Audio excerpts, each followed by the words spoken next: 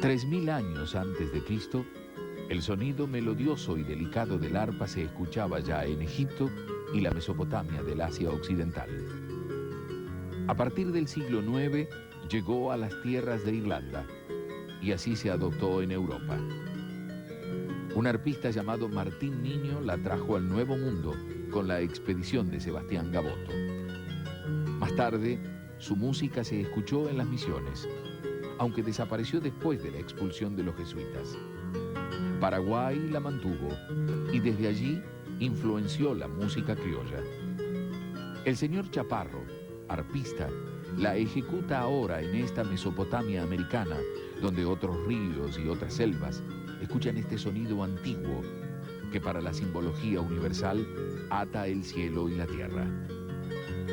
Con madera de cedro, quini y loro negro misionero, un joven luthier de tan solo 14 años, llamado Alfredo Ayala, fabrica arpas en su taller.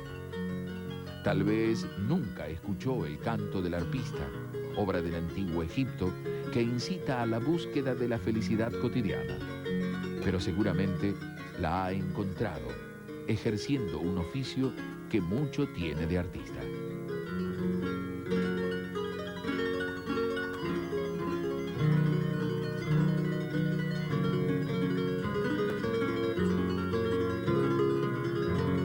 El arpa es un instrumento cordófono con características que difieren de acuerdo con las regiones. La variedad paraguaya es la que está difundida en Misiones, donde fue incorporada a las composiciones folclóricas locales.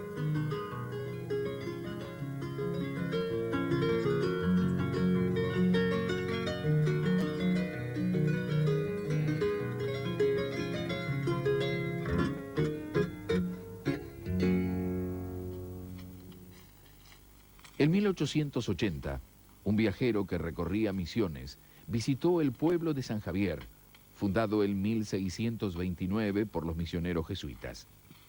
En la calle principal observó que había una zapatería, una herrería, una carpintería y una destilería y fábrica de rapadura.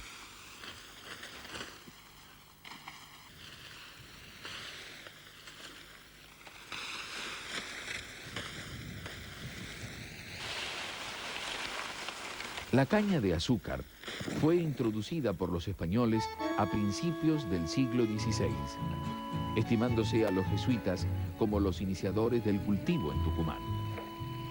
En el sur de Misiones también se produce caña de azúcar con fines industriales, pero solamente pequeños chacareros continúan la tradición de la rapadura.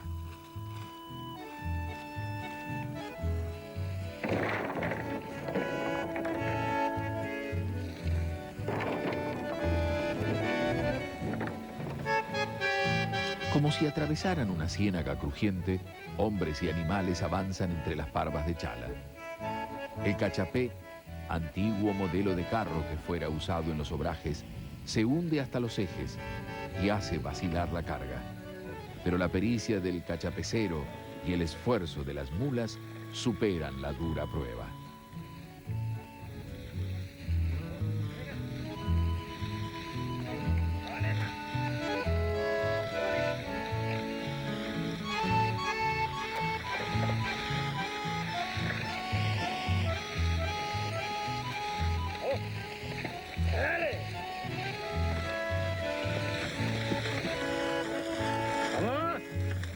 Las cañas ocas, como se llama a las nacidas en años siguientes al primer corte, se cosechan en otoño e invierno y son trituradas en un trapiche para obtener su jugo.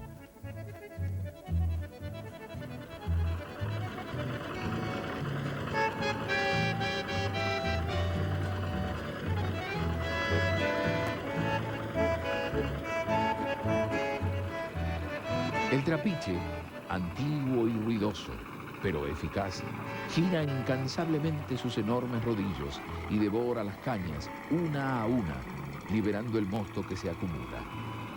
La rapadura, que fue muy popular en las provincias cañeras a fines del siglo pasado y comienzos de este, es un azúcar negra que se obtiene después de someter a un proceso de cocción el jugo de la caña de azúcar.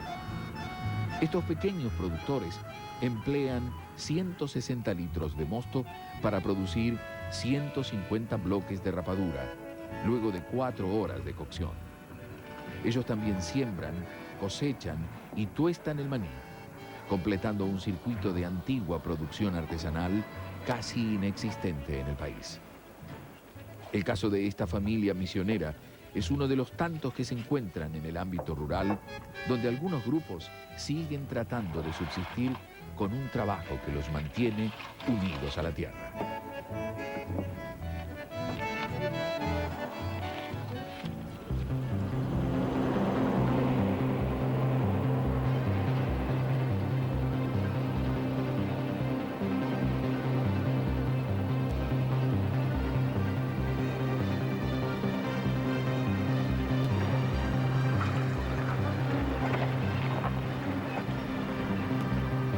Dejamos atrás el pequeño pueblo de El Soberbio para navegar aguas arriba por el río Uruguay.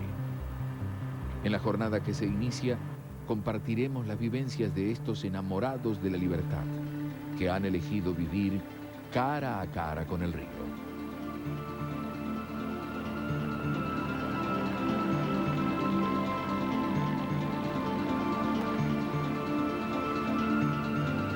Ninguna travesía es igual a otra, y bajo su serena apariencia, en el hombre del río hay siempre un estado de alerta, porque las aguas tienen un humor cambiante que exigen sobre todo el respeto en su trato. Mientras las tareas se reparten, la lancha se desplaza siguiendo el ritmo acompasado de su motor, y el río, generoso, brindará surubíes y dorados para la comida.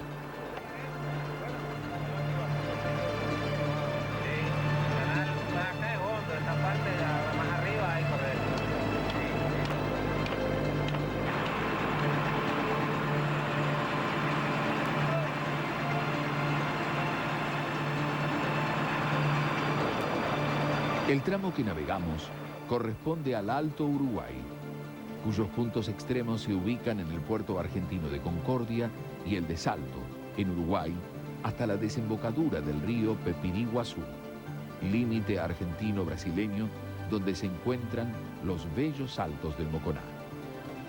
Pero el río, que no sabe de límites y atraviesa orgulloso las fronteras, nos brinda el encanto eterno y singular de la antigua aventura de navegar.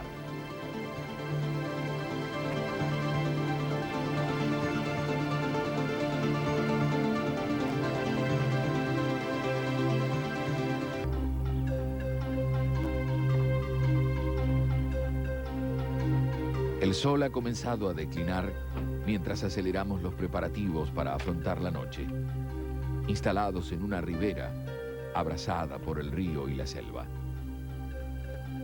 Para nosotros, la jornada termina, pero en la enmarañada cortina vegetal que nos circunda, muy pronto comenzará la tensa vigilia y el acecho de los predadores nocturnos.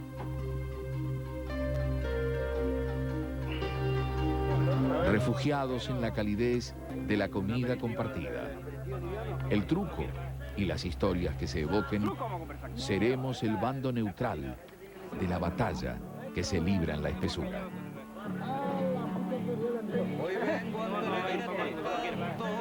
No se vea la uñada, que no se vea la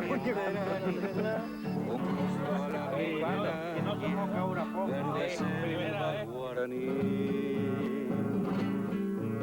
Y quiero decirte entero que yo soy bien misionero, como el Cerval y el Guerrero, con Andrés Guacurarí. Vengo a nombrarle a Quiroga, pues él escribió una historia, trayendo pasión y gloria, viviendo en Teyucuaré. Y en él gritar altanero, que aquí ha vivido el bombero, leyenda que es un misterio, como el Yacyretá. Ana, cuando el sol disipe la niebla que ya caerá extiende cada jornada sobre la selva, para apaciguar el fuego de Caraí, llegaremos por fin a los saltos del Moconá. Y esto lo voy a repetir, quiero en mi tumba una escritura en guaraní.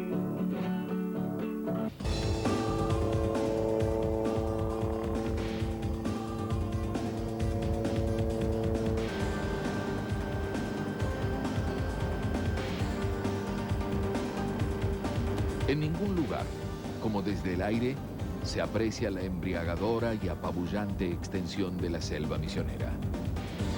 Aguas arriba, y superada la confluencia con el río Pepiriguazú, límite entre la provincia de Misiones y el estado brasileño de Santa Catarina, se encuentran los bellos saltos del Moconá. La enorme cuenca del río Uruguay abarca una superficie calculada en 307.000 kilómetros cuadrados. Desde el nacimiento de la Serra do Mar, por los afluentes Canoas y Pelotas, hasta los 33 grados 55 minutos de latitud sur, donde se encuentra el kilómetro cero de su recorrido. El curso del Uruguay, que en casi toda su extensión transcurre sobre un lecho basáltico, se quiebra por una falla, lo que produce en un frente de 3 kilómetros y con un desnivel de 5 metros, una serie de saltos. La dirección original de las aguas, que mantiene un rumbo este-oeste, se inclina hacia el sudoeste unas 4 millas antes de llegar a los arrecifes. Y la anchura previa del río, que en territorio brasileño alcanza los 450 metros, se encajona obligadamente en el Cañón de los Saltos, que tiene unos 200 metros de ancho, lo que explica la fuerza espectacular de la caída. Nadie conoce el origen de su nombre, pero el torbellino encadenado de las aguas inclina a pensar que Moconá deriva de la voz guaraní Mocombá, que traga todo.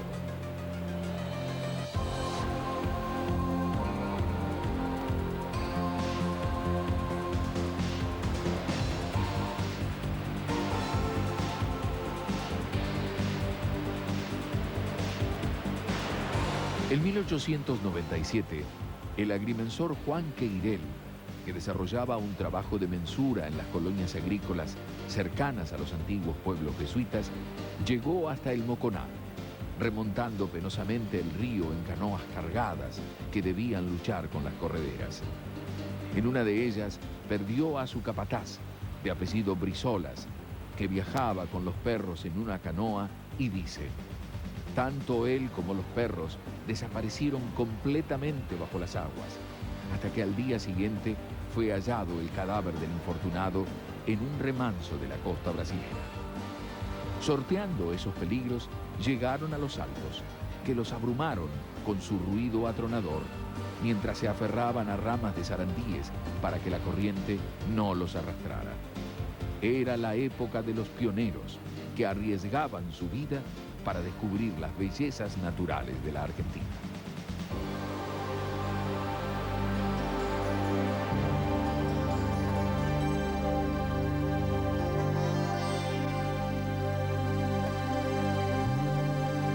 En el próximo capítulo seguiremos explorando la tierra misionera.